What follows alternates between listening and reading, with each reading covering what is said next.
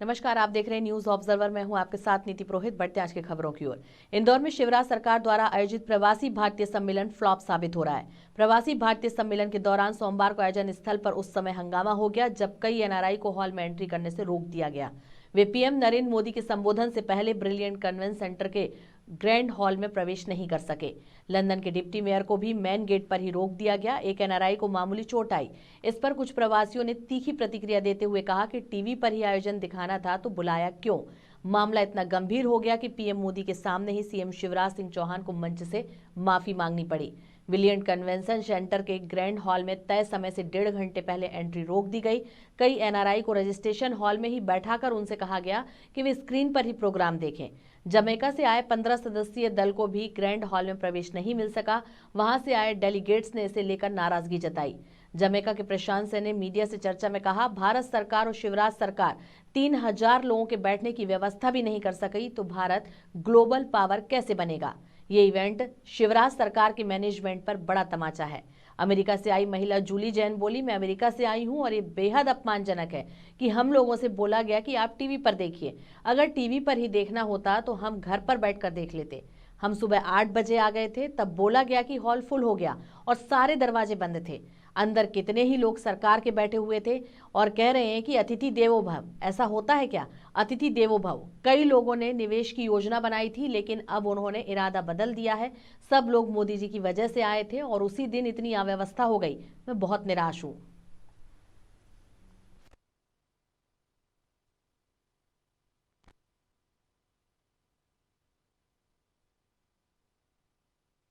All the way from USA, you can see this, and this is super insulting what we are going through here.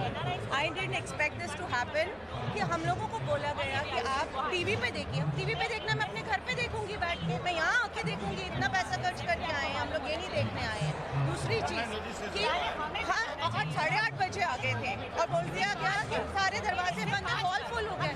Hall full हो गया तो उसमें कितने लोग government के अंदर बैठे हुए हैं और हम एनआरआई अतिथि देवो भव कल बोला गया था। ये अतिथि देवो भव ऐसे होता है कि हम लोगों को बोलते हैं बाहर खड़े रहिए। This is the most insulting thing we expected. और इतनी रोजी पिक्चर दी जा रही है मीडिया में, इतना अच्छा दिया जा रहा है कि सब कुछ इतना अच्छा हो रहा है। ऐसा कैसा हो रहा है? तो उस टाइप का भी कीजिए। इतने लोगों ने इन्वेस्टमेंट्स प्लान किए थे जिन्होंने सब ने बोल दिया हम वापस ले रहे हैं अपने इन्वेस्टमेंट। आपको पता है कि सब लोग मोदी जी के उससे ही आ रहे हैं, उनके उससे वो चलता है और उसी दिन पे इतना कमोशन इतना ज़्यादा कर दिया। तो I am very very disappointed. Problem is only one.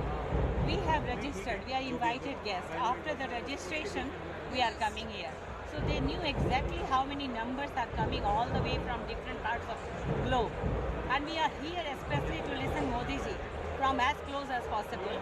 So like the flights, they should have allocated each and every people who have registered with the hall capacity. But they failed to match that. And now when we arrive here from 9 o'clock, an hour in advance, still we are told we cannot go to the hall. Hall is full. And they are making all kinds of excuses, which I cannot understand. We have attended 60,000 capacity hall in Wembley Arena. We were allocated to our seats. So why this mismanagement here? Why this excuse there is no space? They knew exactly how many people are coming. They have taken our money. And here there is no tea and coffee. There was no chairs here. There are no washroom facilities even I can't see here. So we are just insulted. They are saying Atithi Devo Bhava. I came here along with 15 people, including the ministers from the Jamaica. Indian government's arrangement is so pathetic. Mr. Shivraj Singh Chauhan should be fired and thrown out of the whole responsibility. These guys cannot even manage 3,000 people crowd. Then how can we become a global power? It's shameful, utterly shameful. People have been waiting outside. The ministers have been waiting outside. Can you believe all the reputation which we have built based on our hard work? This guy has taken out within a second. Shameful, utterly shameful.